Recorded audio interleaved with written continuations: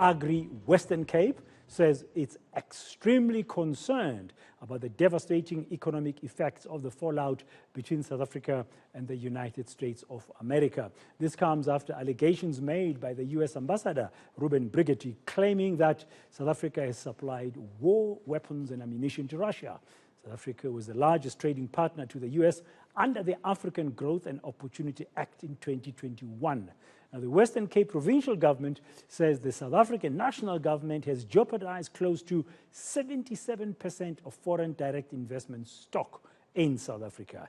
eNCA senior reporter Aisha Ismail is joining us now live from our Cape Town studios to tell us more about what's coming out of the mother city about this situation. Good afternoon, Aisha. Welcome to today. Thanks for your time. Now, this row between South Africa and the US is having businesses across the board very worried. That is indeed so, Dan, and one could argue that this is a political fallout or a diplomatic fallout. But at the end of the day, businesses are saying that it is going to affect investment at a time when South Africa needs it most, and they are very concerned about the economy. So when I spoke to Agri Western Cape today, the CEO was telling me that this agreement, which is called the African Growth and Opportunity Agreement, or rather it is an act. He says that this act was implemented in 2000. It had been renewed several times, and in 2015 it was extended to 2025. Now, the farmers and Agri Western Cape, they are extremely concerned that the latest revelations or the latest allegations may actually jeopardize this AGOA agreement, because under this agreement, farmers in this case actually enjoy special privileges that have seen them save hundreds of millions of rand over the years.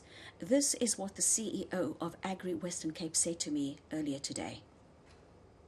So at this stage, in terms of exports, it's crucial because there's a duty-free implication. So, and to my knowledge, around about 6,500 of South African products are being exported to the US, of which around about 1,400 agricultural products are being exported.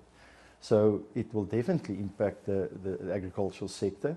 And if one looks more specifically in terms of the trade balance, as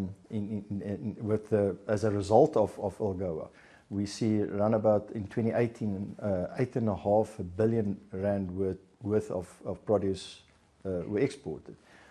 Imported around about 4.8 billion. So there's a positive trade balance effect, which is it's indicative of the role that this agreement plays. So Aisha, what did Agri Western Cape say it can do, if anything, about this situation? Well, Dan, what they're thinking of doing is obviously to try and get an intervention. They're talking about approaching Agri South Africa to assist them. And they're also talking about appealing to the Minister of Agriculture, and they want a meeting with her to impress upon her the devastating effects that this will have on farmers, not only in the Western Cape, but on farmers in South Africa, should this AGOA agreement either be revoked or not be reviewed. And Agri Western Cape says that the industries across the board in the agricultural sector will be affected. This is what he had to say. In terms of, for example, citrus, the citrus industry is a huge exporter to the US, and all the citrus that's been exported is exported duty-free under this agreement. Wine industry, around about, if my figures are correct, 92% of all wine has been exported duty-free. And then you've got other commodities as well, the deciduous fruit that's been exported there.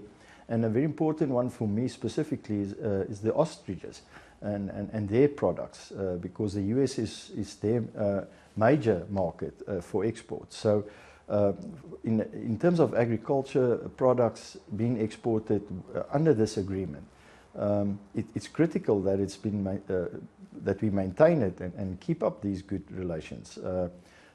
Currently, our country is struggling in terms of our economy. Aisha, I understand you also managed to speak to the Premier of the Western Cape, Alan Winde. What did he tell you? Well, Alan Winde is also concerned about trade relations and about what it can do to the Western Cape economy, for instance. And he was saying that this means that we won't be able to create jobs if we lose this agreement with the US. He's saying that the president and the government need to sort this out and play open cards with the people of South Africa on exactly what took place there. He says that he is also going to try and get a meeting with the president to also to impress upon him the effect that this is going to have on the Western Cape economy. But this is what Alan Winde had to also say to me when I spoke to him earlier, because he says we've just come out of a pandemic and we saw the number of job losses during the pandemic. Then we also have the load shedding, which is also leading to job losses and companies closing down because they cannot afford to keep their doors open anymore as a result of load shedding. And he says that if the AGOA Act, the agreement, is revoked, it is going to have a devastating effect on the economy. It just doesn't make sense to me. And I mean, AGOA is an agreement not only for South Africa, it's an agreement for Africa.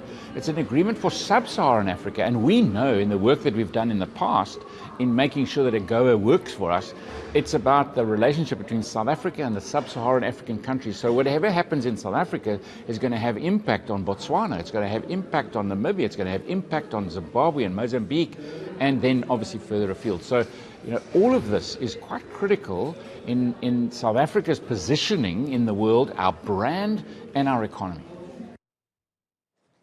Well, thank you very much, Aisha Ismail, with that update from the Western Cape about the agricultural sectors. There's views and concerns because of this ongoing spat diplomatic row between South Africa and the US, whose ambassador has accused this country of supplying weapons and ammunition to Russia.